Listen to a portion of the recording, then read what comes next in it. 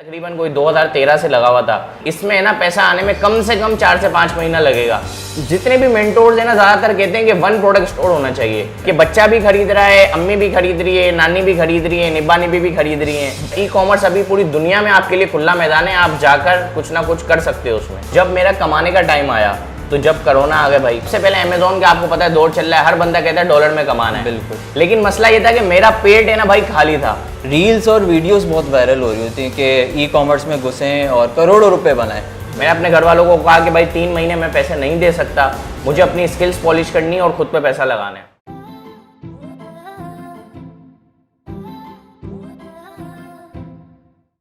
अस्सलाम वालेकुम, उम्मीद है आप लोग सब खैरियत से होंगे। और आज माशाल्लाह से मेरी फर्स्ट पॉडकास्ट है और मेरे साथ लाखी भी मौजूद है और ये ई कॉमर्स के राइजिंग स्टार हैं। तो इनसे इनकी जर्नी जानते हैं कि इन्होंने दराज ही क्यों सेलेक्ट किया। भाई पहले तो अस्सलाम वालेकुम। वालेकुम अस्सलाम। साद भाई कैसे हैं आप? अल्लाह का शुक्र है सर, और बहुत शुक्रिया सर आप मेरी पॉडकास्ट में, और फर्स्ट पॉडकास्ट है माशाल्लाह से। सर आपका शुक्रिया कि आपने हमें इस काबिल समझा कि हम आपकी फर्स्ट पॉडकास्ट में आए। सर मेहरबानी। सर आप बताएं कि आपने जर्नी कहाँ से स्टार्ट करी?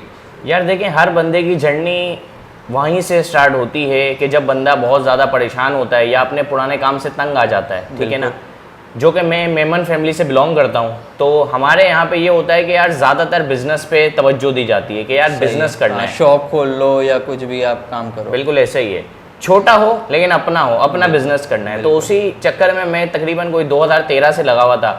मैं ऑनलाइन फील्ड्स में भी काफ़ी सारे काम करता था और मैं ऑफलाइन में भी काम करता था, लेकिन कहीं पर मुझे सक्सेस नहीं मिल रही थी। तो मैं इन दी एंड है ना एक बुटीक पे आके स्टक हो गया था। मेरा अपना एक बुटीक था, जैसे कि जेंट शलवार कमीज, वेस्ट कोट, पैंट कोट, ये सब में भाई ट्रेंड चल रहा था, काफ़ी ट्रेंड चला था इसका। अभी इवन ईद पे जैसा आता है, कुछ भी फेस्टिवल्स या कुछ भी आते तो इनके भी कमीज शलवार के, मगर वो अलग टॉपिक है। हम लोग आज ई कॉमर्स को डिस्कस कर रहे हैं। तो जी बिल्कुल ऐसा ही है। उसके बाद फिर आ गया कोरोना। सही है। अच्छा, जब भी आप कोई बिजनेस स्टार्ट करते हो ना तो उसको चलने में 2 से 3 साल लगते हैं। बिल्कुल। तो जब मेरे 3 साल होने वाले थे, मैंने अपनी एक कस्टमर बना लिया और सारी चीज़ें, और जब मेरा कमाने का टाइम आया तो जब कोरोना आ गया भाई, कोरोना भाई तशरीफ़ ले आए। अब हमने कहा यार कोरोना भाई तशरीफ़ ले आए और हमारा बिल्कुल काम बंद हो गया। जहाँ मैं कहीं महीने के 3000 सूट बनाता था, वहाँ पर मैंने कोई 3 महीनों में सिर्फ 100 सूट बनाए थे, कि कोई सेल ही नहीं हो रही थी। बिल्कुल कोई सेल ही नहीं हो रही थी, क्योंकि 3 महीने सब कुछ बंद था। अब लोग, ये तो है, बिल्कुल ही वो जैम पैक हो गया था, हड़ताल हो गई थी प्रॉपर। बिल्कुल ऐसा ही। अब लोग क्या कर रहे थे कि भाई खाने पीने का भर लो, बाकी कपड़े वपड़े तो चलो पुराने ही चल जाएंगे। ये तो है। तो मैंने कहा कि यार अब ये बिजनेस तो नहीं चलेगा, इसको हटाना पड़ेगा, कुछ और करना पड़ेगा। उसके बाद मैं यूट्यूब पर आ गया। यूट्यूब पर मैंने व्लॉग्स वगैरह डाले, लेकिन वो भी नहीं चला हमारा सिस्टम। उसके बाद फिर मुझे किसी ने ज़बरदस्ती कहा कि यार तुम डिजिटल मार्केटिंग में आओ, तुम ई कॉमर्स में आओ, तुम कर सकते हो, क्योंकि तुम ऑलरेडी ऑनलाइन काफ़ी सारे काम करते हो।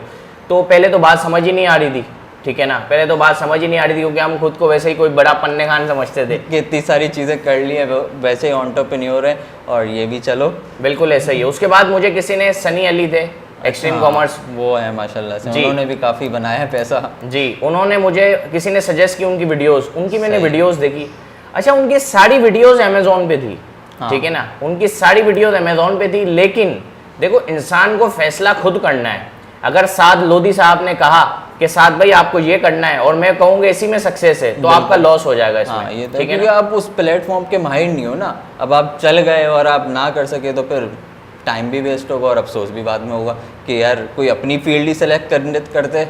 बिल्कुल ऐसा ही है साद भाई। तो मैंने सारी उनकी वीडियोस देखी, तकरीबन उसमें अमेजोन का मुतालिक बताया गया था और बहुत अच्छा था, लोगों के पैसे भी बन रहे थे। लेकिन मसला ये था कि मेरा पेट है ना भाई खाली था, मुझे तो अर्निंग चाहिए 1 महीने के अंदर। तो मैंने उनका एक्सेस लिया, फ्री बीबीसी था, मैंने उसका एक्सेस लिया, मैंने वहाँ पे लर्निंग स्टार्ट की। मैंने वहाँ पे मल्टीपल कोर्सेज देखे। अमेजोन वी है, सबसे पहले अमेजोन का आपको पता है दौर चल रहा है, हर बंदा कहता है डॉलर में कमाना है। बिल्कुल। मेरे भाई आप ये भी तो देखो कि अगर डॉलर में कमाना आसान होता तो पूरा पाकिस्तान ही नहीं डॉलर में बना रहा होता पैसे।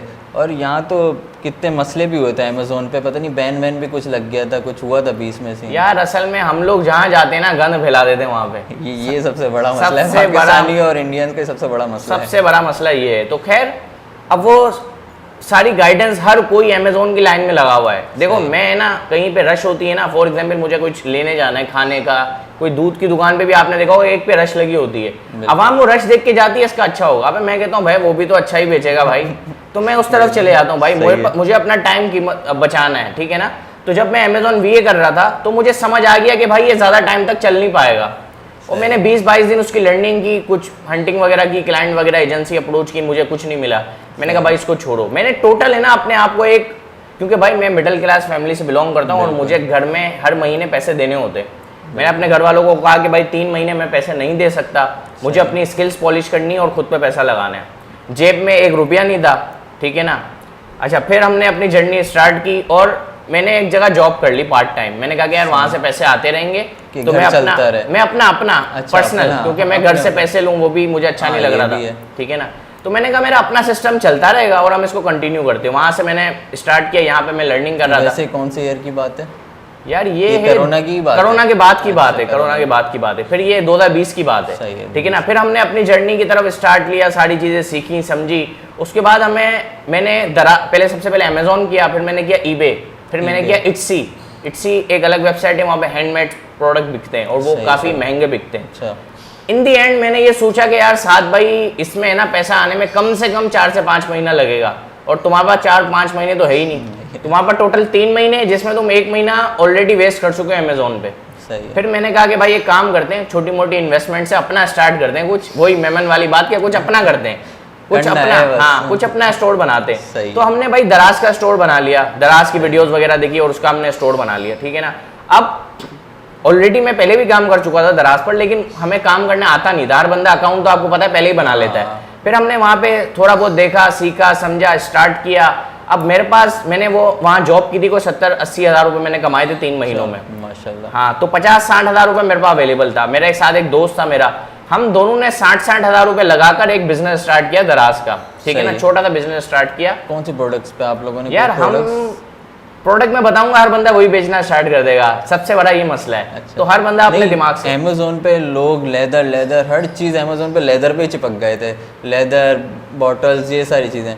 तो कुछ होगा ना दराज पे भी कुछ, आप अपना नहीं मगर एक वो बता दें कि देखें मैंने है ना डेली यूजेज के प्रोडक्ट को अपनाया। अच्छा। मैंने कहा कि जो प्रोडक्ट डेली यूजेज, दूसरी चीज़ मैंने अपनाई कि मेरा प्रोडक्ट ऐसा हो ना कि बच्चा भी खरीदे, बुढ़ा भी खरीदे, जवान भी खरीदे, और वो क्या कहते हैं उसको यार, दिमाग से नहीं यार, वो उसको क्या कहते हैं यार, निब्बा निब्बी भी खरीदें। अच्छा। तो हमने कहा कि कोई ऐसा प्रोडक्ट हो ना जो सबसे रिलेट करता हो, ताकि हमारी सेल ज़्यादा है।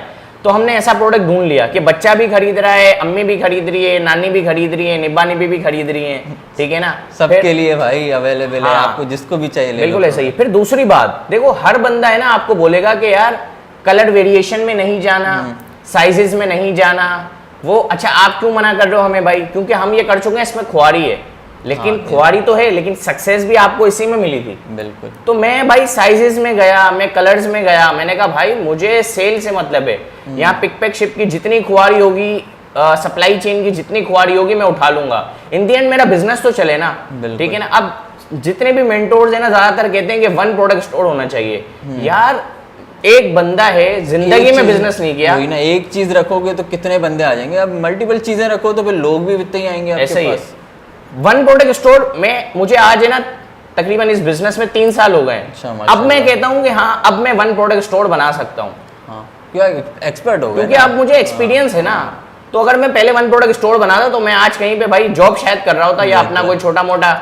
और यार एक और आपसे सवाल पूछता, अब तो सवाल पूछेंगे क्योंकि आवाम के भी बहुत होते हैं मसले आते हैं कि यार रील्स और वीडियोस बहुत वायरल हो रही होती हैं कि ई-कॉमर्स में घुसें और करोड़ों रुपए बनाएं। ये मैंने भी बहुत रील्स देखी, उसका क्या सीन है? देखिए साद भाई, आपको रियलिटी बताता हूँ मैं, रियलिटी क्या है। पैसे बन सकते हैं भाई, करोड़ों तो हमारे नहीं बने। अच्छा, जो हम उसमें देखते हैं ना, हमारे यहाँ सबसे बड़ा मसला है क्लिक बेट का है। तो क्लिक बेट में क्या होता है कि वो बंदा लिखता है कि इस बंदे ने 8 लाख रुपए कमाए। उसका मतलब था कि दराज से 8 लाख का रेवेन्यू आया, उसके अंदर बामुश्किल 15% प्रॉफिट मार्जिन होता है, जो कि तकरीबन कोई लाख रुपए या 1,05,000 रुपए बना। अच्छा, इतना कम? तो ये जाहिर है यार, एक 8 लाख रुपए का रेवेन्यू हो रहा है, चीजें सारी कॉस्टिंग निकाली आपने सब, तो वो नेट प्रॉफिट 10%, 15%, 12%, बहुत अच्छा प्रोडक्ट हुआ, आपकी अपनी मैन्युफैक्चरिंग है तो उसमें वो आपको 25-20% तक भी मिल जाता है। सही है, सही। तो सीधी सी बात है, वो सारी चीजें क्लिकबेट होती हैं, लेकिन ऐसा बिल्कुल नहीं है कि ये अभी समझ लो कि भाई खुला मैदान है। दराज खुला मैदान है आपके लिए, शॉपिफाई हो गया, ई कॉमर्स अभी पूरी दुनिया में आपके लिए खुला मैदान है, आप जाकर कुछ ना कुछ कर सकते हो उसमें। शॉपिफाई से याद आया, शॉपिफाई पे काफ़ी सारे है ना लोग उस पर सेलर्स आए हुए हैं, उस पर वर्क कर रहे हैं और कॉम्पिटिटर भी बहुत सारे हैं। तो आप कौन सी प्रोडक्ट की नीच पे कुछ कहना चाहेंगे कि कौन सी प्रोडक्ट की नीच हमें सेलेक्ट करनी चाहिए जो शॉपिफाई पे हम खेल सकें? देखें, ज़्यादा जो अच्छी सेल आती है ना, आपकी अच्छी सेल्स बनती है जो, वो बनती है ट्रेंडिंग प्रोडक्ट से। देखो अब वो मिसाल के मैं समझाता हूँ, अब वो दौर चला गया कि आप प्रोडक्ट को हंड करते हो, प्रोडक्ट को उठाते हो और प्रोडक्ट को लगाते हो। अवाम हमारी समझती नहीं है। मैंने जिंदगी में कभी भी प्रोडक्ट हंड नहीं किया।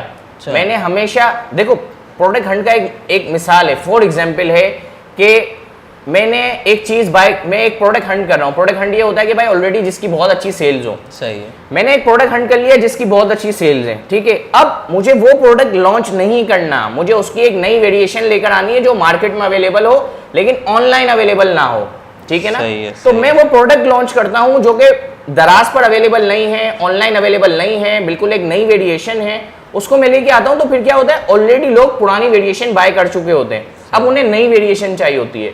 तो अब मैं ये कहूंगा कि भाई हंटिंग प्रोडक्ट का किसी की सेल काटने का कोई फायदा नहीं है। और मैं करो जो करना है हाँ। बिल्कुल नए प्रोडक्ट के साथ करो, रिस्क उठाओ, जितना रिस्क उतना फायदा। ये तो है। और यार एक और चीज़ बताएं कि कौन सी कंट्री में हमें शॉपिफाई ओपन करना चाहिए? यार देखें, मैं अपनी आपको थोड़ी सी जर्नी बताता हूँ। हर बंदा कह रहा था कि डॉलर में। मैंने भाई स्टार्ट किया PKR से। मेरे पास बहुत फकत छोटी सी इन्वेस्टमेंट थी।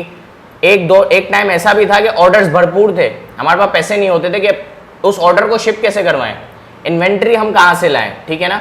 तो हमने क्या किया भाई, हमने सर्विसेज बेचना स्टार्ट कर दी। सर्विसेज बेचना स्टार्ट की, सर्विसेज से हमें कैश फ्लो आया, उस कैश फ्लो को हमने अपने स्टोर्स पे इन्वेस्टमेंट किया, ठीक है।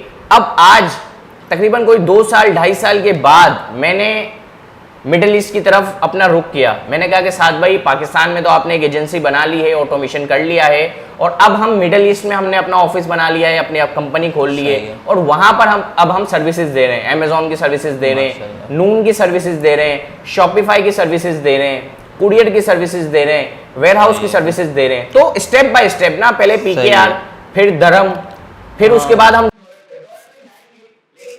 पे जाना नहीं है, मैं दिरहम के बाद जाऊंगा मलेशिया। सही है, ठीक है ना। उसके बाद मैं शायद डॉलर पे जाऊं, क्योंकि आपको पता है लोग सीधा डॉलर पे जाते हैं। आपको भी पता है कि भाई चौथी मंजिल गलती करते हैं कि ऊपर जाते हैं डायरेक्ट। भाई आप बेसिक से चलो ना, अपना ग्राउंड पहले मजबूत करो, बेस मजबूत करो, फिर ऊपर जाके खेलो, फिर आपको खेलने में भी मजा आएगा। बिल्कुल ऐसा ही है। तो यार एक और चीज़ मुझे ये बताएं कि शॉपिफाई में अकाउंट खोलने के कुछ पैसे वैसे लगते हैं या क्या सीन है? अच्छा देखिए, शॉपिफाई में इजी, अभी तो इन्होंने बहुत अच्छा सिस्टम निकाला हुआ है। $1 आपको देना होता है महीने का, 3 महीने तक $1 देना है। उसके बाद फिर वो चार्ज करते हैं $20, $25, जिस तरह के आपने जो पैकेज लिया उस तरह से वो लोग चार्ज करते हैं। और टिकटॉक एड अकाउंट है, अगर आप पाकिस्तान में लेना चाहते हैं तो वो $10, $12 का मिल जाता है, $15 का मैक्स मिल जाता है। और अगर आप बाहर खुलवाते हैं तो वहाँ तो मेरे ख्याल से फ्री होता है, कोई उसके पैसे चार्ज नहीं करते। और अगर हमारा कोई सब्सक्राइबर कुछ आपसे शॉपिफाई या किसी भी फील्ड पे सीखना चाहे तो आप क्या कहना चाहेंगे? कहाँ सीख सकते हैं या आपसे कहाँ पे कांटेक्ट करें? मैं आपको बताता हूँ, देखिए हम लोग, हमारे ना जो मेरे कोर बिजनेसेस है मैं उसका बता देता हूँ। दराज की हम A to Z सर्विसेज देते हैं, ठीक है ना। और उसके बाद हम लोग, मेरा एक जो मेन बिजनेस है वो लीगलाइजेशन का भी है। जैसे कि ज़्यादातर हमारा जो काम है ना वो ब्रांड्स पे काम होता है, दराज डी मॉल पे काम होता है कि वो सारे ब्रांड्स ही होते हैं। तो ब्रांड्स को किस तरह रजिस्टर करना है, किस तरह अपने प्रोडक्ट को दराज पर लाना है, किस तरह कंपनी बनानी है, ट्रेडमार्क किस तरह बनाना है, कौन सी क्लास में बनाना है, तो ये कंसल्टेंसी भी हम लोग देते हैं और हम लोग ये सर्विसेज भी देते हैं। तो दराज की A to Z सर्विस, कोई भी हेल्प चाहिए हो तो भी हमसे कांटेक्ट कर सकता है, कोई सर्विसेज चाहिए हो तो भी, ट्रेडमार्क कंपनी। तो आप लोगों का कोई ऑफिस है कि कहीं बंदा जाके सीख सके क्लासेस, या ऑनलाइन ही चलेगी हमारी? अच्छा मैं आपको बताता हूँ, दराज हो गया हमारा, उसके बाद हमारी लीगलाइजेशन हो गई, सही है। उसके बाद हम लोग UAE में काम कर रहे हैं। UAE मतलब पूरा मिडल ईस्ट। अभी जो हमारी ऑर्डर्स चल रहे हैं ना वो कतर में चल रहे हैं, दुबई में चल रहे हैं और सऊदी में चल रहे हैं। ये 3 कंट्रीज में अभी हम काम कर रहे हैं। अभी हम ओमान में भी स्टार्ट करने वाले हैं अपना ई-कॉमर्स का बिजनेस। वहाँ पे बहुत मुश्किल है काम करना, लेकिन ये कि हमारी इनकम पाकिस्तान से बन रही है, तो हम वहाँ पे एक एक्सपीरियंस ले रहे हैं, सारी चीज़ें कर रहे हैं, ठीक है ना। क्योंकि वहाँ पे इन्वेस्टमेंट बहुत बड़ी चाहिए होती है। लेकिन वही बात है, जितना रिस्क उतना प्रॉफिट। चल जाता है तो बहुत अच्छा प्रॉफिट मिलता है। तो हमने अपनी सारी इन्वेस्टमेंट अभी हम वहां पे कन्वर्ट कर रहे हैं कि भाई वहां पर काम किया जाए और वहां पर कमा कर फिर और आगे की तरफ जाया जाए, क्योंकि जाहिर है यार हमें स्टक तो नहीं रहना ना। अब तो पाकिस्तान की तो मार्केट पूरी तकरीबन हम कैप्चर कर चुके हैं ज्यादातर, ठीक है ना। अच्छा, उसके अलावा फिर हम कोर्सेज वगैरह भी करवा रहे होते हैं, दराज के भी हो रहे होते हैं, शॉपिफाई के भी हो रहे होते हैं, और लोकल ई कॉमर्स हो गया, ये हमारे बाहर के यूएई, कतर, यहाँ के भी हम कोर्सेज करवा रहे होते हैं माशाल्लाह। हाँ, ये भी हम लोग करवाते हैं। और यार मैंने दराज पे इवन मेरे साथ भी ये हुआ है कि मैंने हैंड फोन मंगाए थे, ऑर्डर किए तो मुझे हैंड फ्री दिए थे। ये क्या सीन है, काफी फ्रॉड भी चल रहा होता है। देखिए मैं आपको समझाता हूँ, आपको जब भी ऑर्डर करना है ना, आपको रिव्यूज देखने हैं, आपको पिक्चर देखनी है बंदा क्या बेच रहा है, क्या कर रहा है। लेकिन एक सबसे इजी सिंपल सी वे है ना, अगर आपको कोई गलत चीज आ गई तो आप इजी रिफंड कर सकते हो।